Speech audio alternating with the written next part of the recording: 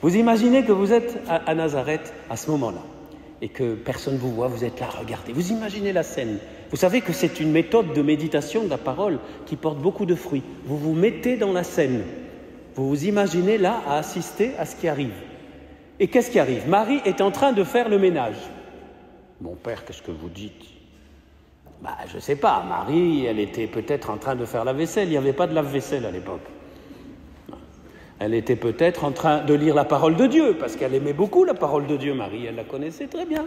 Elle faisait sûrement une tâche quotidienne. C'est pas marqué dans l'Évangile, mais bon, elle n'était pas là à attendre depuis 15 ans la venue de l'ange. Personne, elle a été surprise. Elle ne s'attendait pas à cette visite. Et alors l'ange arrive, ploum, tac. Comment il était, je ne peux pas vous dire, mais c'était l'ange Gabriel. Et qu'est-ce qu'il lui dit? Je te salue, comblé de grâce. Le mot grec est très fort, c'est vraiment pleine de grâce, comblé de grâce, gracié, rempli de la grâce de Dieu. Le Seigneur est avec toi. Le Seigneur, c'est Adonai, le Seigneur, c'est Dieu. Dieu est avec toi. Et alors Saint Luc, qui n'a pas connu Jésus, mais qui s'est très bien informé sur les événements, a écrit ce qui s'est passé à cette parole. Marie fut toute bouleversée. Le mot est très fort en grec, elle a été complètement, c'est presque pas angoissée, mais dans le sens que ça a remué, quoi. Et elle se demandait ce que pouvait signifier cette salutation. Simplement ce mot salutation. Je vais vous parler que de cette salutation. En grec, comme ça vous vous coucherez, je ne dis pas moins bête, mais plus instruit. En grec, ceux qui aiment le grec, c'est trop beau le grec. O aspasmos. O, c'est l'article. Aspasmos, ça sonne un peu bizarre, mais ça veut dire salutation en grec. Aspasmos, on essaie ensemble? Aspasmos. Voilà, vous arrivez à la maison et vous dites à votre mari ou à votre femme, aspasmos. Qu'est-ce qui se passe? Et alors c'est l'occasion de dire, tu sais pas ce que ça veut dire? Alors tout de suite, ils vont aller sur ChatGPT, traduis-moi aspasmos en français. Bon. Ça veut dire salutation, tout simplement. À quelques heures de Noël, je vous propose de nous arrêter sur cette salutation que l'ange du Seigneur va développer, parce que, comme elle est bouleversée, Dieu nous explique les choses. Dieu ne nous laisse pas dans un espèce de mystère, une nébuleuse. Il nous explique les choses. Il nous dit pourquoi il vient, pour nous sauver. « Voici que tu vas concevoir et enfanter un fils. Tu lui donneras le nom de... » Vous me suivez, super. « Il sera grand, il sera appelé Fils du Très-Haut. » Quelle salutation! Aspasmos, quelle salutation, quelle nouvelle, quelle surprise. C'est vraiment le cœur, le centre de l'histoire du monde. Et tout l'évangile se finit, vous avez entendu le diacre nous dire l'évangile. Voici la servante, très fort servante ici, c'est presque l'esclave, mais au sens positif, qui met toute sa vie dans les mains du Seigneur. Voici la servante du Seigneur, que tout m'advienne selon ta parole. Alors l'ange la quitta. L'ange la quitta, le Fils de Dieu s'incarne en Marie par le Saint-Esprit, on va le fêter cette nuit prochaine, et parce que Marie a accueilli dans la foi, elle a fait confiance, elle a dit « Ok, je ne comprends pas tout, mais je fais confiance, parce que je connais mon Seigneur, je sais qu'il ne veut que des bonnes choses. » Ça c'est moi qui, c'est pas dans l'Évangile, mais j'imagine. Et parce qu'elle lui fait confiance totale, parce qu'elle accepte ce plan extraordinaire de Dieu, le plan B, pour sauver le monde, sa propre salutation à Marie, sa salutation à elle, pas celle de l'ange, va prendre une nouvelle force, une puissance incroyable, comme nous le lisons dans la suite du texte. Et là, il faudrait ouvrir nos Bibles et aller continuer à lire. Qu'est-ce qui se passe après? Si vous êtes allé à la messe ces jours-ci, vous l'avez entendu. Qu'est-ce qu'elle fait, Marie? Est-ce qu'elle se repose? Est-ce qu'elle se repose pendant une semaine? Non. Pendant un mois? Non. Avec empressement, elle part chez Élisabeth, à peu près 200 km. À l'époque, il n'y avait pas les autoroutes et les routes asphaltées. Elle part chez Élisabeth, et parce que l'ange y a parlé d'Élisabeth, mais l'ange n'y a rien dit d'aller aider Élisabeth. C'est Marie, poussée par Jésus à l'intérieur d'elle, par le Saint-Esprit, qui est descendu sur elle. Elle part.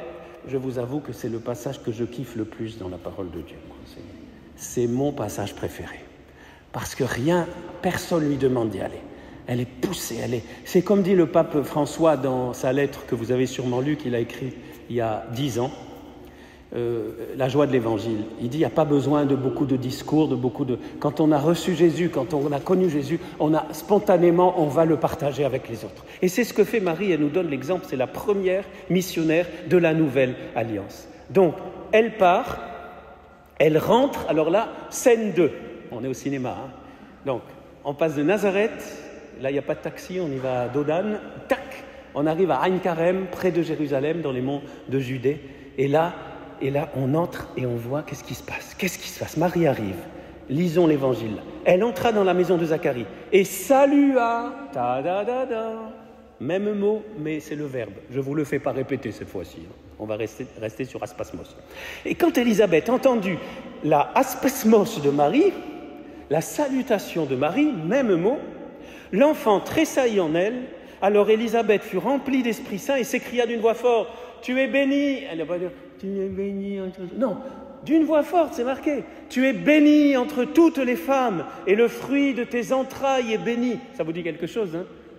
Ça a donné notre « Je vous salue Marie », hein. C'est de là que ça vient. « D'où m'est-il donné que la mère de mon Seigneur vienne jusqu'à moi ?» Et écoutez bien ça. « Car lorsque les paroles de ton aspasmos, lorsque les paroles de salutation sont parvenues à mes oreilles, en grec c'est ophoné tu aspasmosou.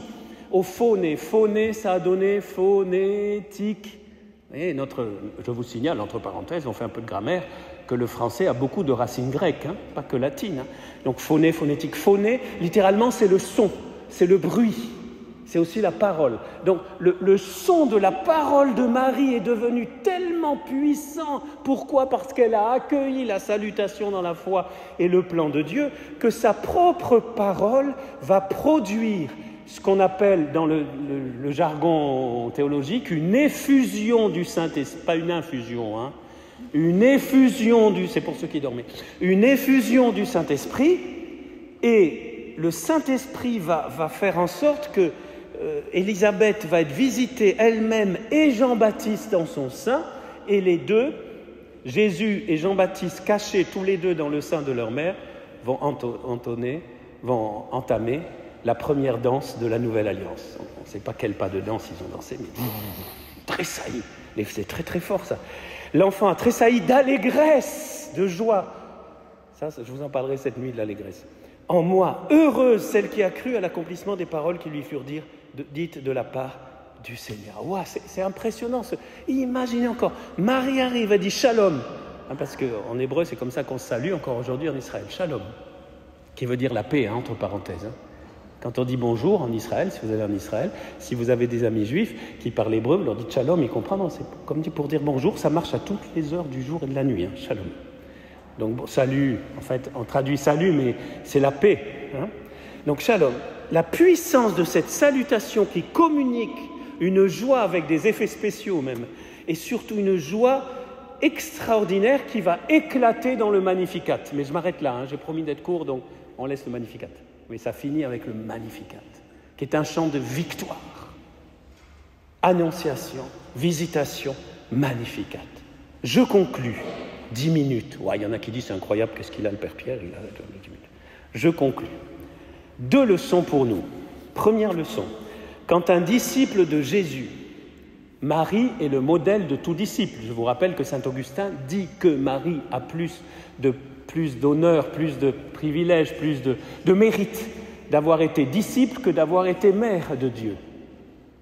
Eh bien, comme Marie, quand un disciple de Jésus accueille le Sauveur dans sa vie, accueille ses paroles, essaie de les mettre en pratique, accepte que le Seigneur bouleverse un tout petit peu nos projets, quand on accepte que notre volonté, et c'est important qu'on ait notre volonté, soit soumise à celle de Dieu et que parfois il la rectifie un peu, alors ce disciple, chacun de nous, peut devenir un instrument de bénédiction pour les autres, c'est-à-dire peut permettre aux autres, déjà par la vie, parfois par les paroles. Il y a une parole. On ne sait pas exactement ce qu'a dit Marie. Marie a peut-être dit que shalom, mais Marie a peut-être dit shalom, je t'apporte Jésus. Je t'apporte le Messie tant attendu. Quand notre vie et nos paroles sont remplis comme ça de cet Esprit Saint parce que nous décidons de suivre Jésus, eh bien nous permettons à d'autres de découvrir Jésus, qui est caché aujourd'hui encore d'une autre façon, mais comme il était caché dans le sein de Marie. Élisabeth découvre Jésus qu'elle ne voit pas grâce à la salutation d'une femme extraordinaire qui s'appelle Marie et qui a adhéré au plan de Dieu. Quand nous adhérons à la volonté de Dieu, quand nous adhérons à son plan, quand nous cherchons à suivre pauvrement, mais dans notre vie quotidienne, l'Évangile, eh bien nous permettons, sans forcément le savoir tout de suite, mais nous permettons à beaucoup autour de nous de découvrir ce Jésus. Car comme le disait, je vous renvoie à une prédication du cardinal Cantalamessa, dont je vous parle souvent, qui est en train de prêcher au pape. Là, il y a eu 2 prédications, une il y a eu 8 jours et une hier, avant-hier. Eh bien, il dit qu'aujourd'hui, finalement, notre mission, c'est quoi? La mission de l'Église, c'est de secouer notre génération pour qu'enfin ils ouvrent les yeux sur ce Jésus qui est là et qui est le Sauveur, et que tout notre rôle, c'est ça, c'est que par notre vie, la prédication de la parole, par notre témoignage, même si nous sommes des pauvres pécheurs, nous pouvons permettre à d'autres de découvrir Jésus comme Élisabeth a découvert Jésus. Amen ou pas amen? C'est fantastique. Moi, ça rien que de le dire, ça. Si je m'étais levé fatigué, moi, je suis en forme, là, ça y est. Waouh, ça fait du bien de se le redire. C'est génial, ça. Deuxième leçon, rapide, l'importance de la salutation. Et là, c'est une suggestion que je vous fais pour une résolution de la nouvelle année. Mon père, ça ne sert à rien de prendre des résolutions, on ne les tient pas. C'est pas vrai. Les jeunes et les moins jeunes. Il ne faut pas écouter ça. Il faut toujours prendre des résolutions. Les 90%, vous ne les tiendrez pas. Mais il y aura peut-être 10% ou 5%. Mais il restera un petit pourcentage. Résolution 2024. Je vous le propose, on le redira. L'importance de la salutation. L'importance de l'accueil. L'importance du sourire. Même si vous n'avez pas envie de sourire. L'importance que quand quelqu'un rentre dans l'église, on se dit, voilà, qui c'est celui-là? Je ne l'ai pas vu, là. Vous savez, quand il prend votre place que vous prenez toujours. Oh, c'est ma place, ça. C'est terrible. Ça annule, ça annihile, c'est épouvantable. Ça, il faut plus que ça ait lieu dans nos églises. C'est fini. Il faut que dans nos églises, eh bien, les gens qui rentrent, connus ou inconnus, soient accueillis. Et pas que par le service d'accueil. Et vous voyez, ici, nous avons la base biblique de l'accueil. La puissance de l'accueil, qui n'est pas simplement un accueil humain et commercial, qui pourrait être, on pourrait s'entraîner et faire un super service qui apprend les techniques, vous savez, les techniques qu'on apprend quand on est, voilà, etc., pour qu'on vende beaucoup de livres à la sortie, ou je ne sais pas quoi, bon, voilà, et que les gens soient... Non, ça aussi, l'aspect humain est important, mais rempli du Saint-Esprit. Waouh! Vous imaginez, vous accueillez les gens, ou quand quelqu'un s'assoit à côté de vous, à l'église, avant que la messe commence. Tant pis s'il n'y a pas le silence total. Vous n'allez pas crier et bavarder comme sur la place du marché, mais au moins, un petit sourire. Bonjour madame. Voilà, vous ne demandez pas la carte d'identité, le numéro de sécurité sociale, et voilà. Mais simple, vous savez que simplement un bonjour, ça peut changer la vie de quelqu'un. Et vous ne savez pas que cette personne qui arrive peut-être est très déprimée et vient peut-être par hasard ici et rien que votre sourire, parce que faut le reconnaître, hein, je ne suis pas en train de vous juger, hein, je me juge moi-même, mais c'est parfois on donne l'image qu'ont les gens parfois des chrétiens, c'est des gens un peu tristes, ringards, vieux et tout. Non, on peut être vieux et joyeux, comme moi. Il y a des vieux joyeux ici aussi. Hein, c'est beau la vieillesse. Regardez, Zacharie, Élisabeth, ils n'avaient pas 20 ans, hein. C'était rempli de joie. Waouh! La qualité de notre accueil. J'ai parlé de l'Église parce que là, je parle à l'Église et je suis le curé. Mais c'est dans notre vie de tous les jours, évidemment. Si on ne s'entraîne pas tous les jours en famille, commencer en famille, le matin, dire bonjour à papa, maman, bonjour, t'as bien dormi? Voilà, les enfants, les parents, etc. S'entraîner à ça.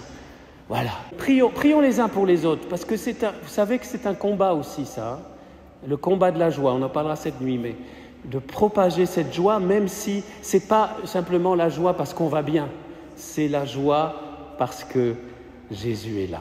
Amen ou pas amen? Au nom du Père et du Fils et du Saint-Esprit.